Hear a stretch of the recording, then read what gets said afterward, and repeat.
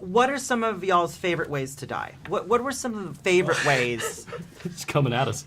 It's coming out the gate. In the movie? In the movie, yes. I loved the skydiving. It was really fun to film. It was a little scary, but just in the right way. And they had to fly. We shot it in New Orleans. It was part of reshoots. But they flew in a whole, like, shell of a plane.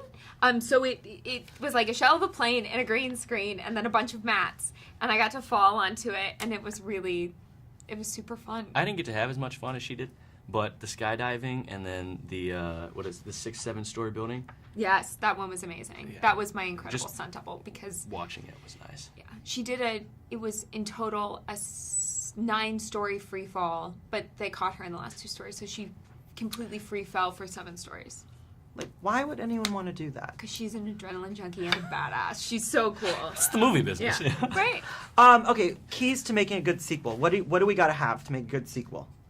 I think the bringing back the characters you know and love, but having their journeys continue, not just a regurgitation of something. And going a little deeper with their characters, exploring their characters a little more is definitely... You don't want the same surface tree. You want to go in deep And also, expanding the world, and whether that's through throwing in some sci-fi or like whatever way you do that, making the world more colorful and complex than it was before.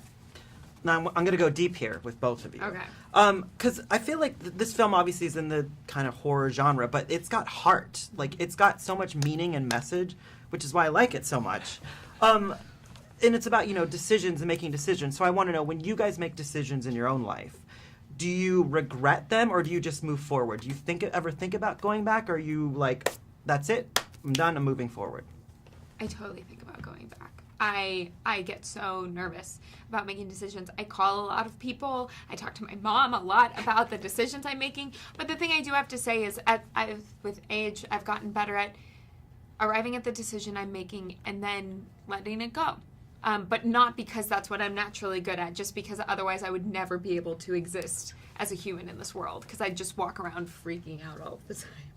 I'm kind of like a little more happy-go-lucky with it, I guess. I definitely think about things, but I don't know if it sounds corny. I'm a believer in everything happens for a reason kind of thing. So it's like, all right, well, that happened. Just how can I grow from it? How can I move on from it? And I don't know, I don't like to dwell on the past too much, even though I do that as one of my hobbies, unknowingly.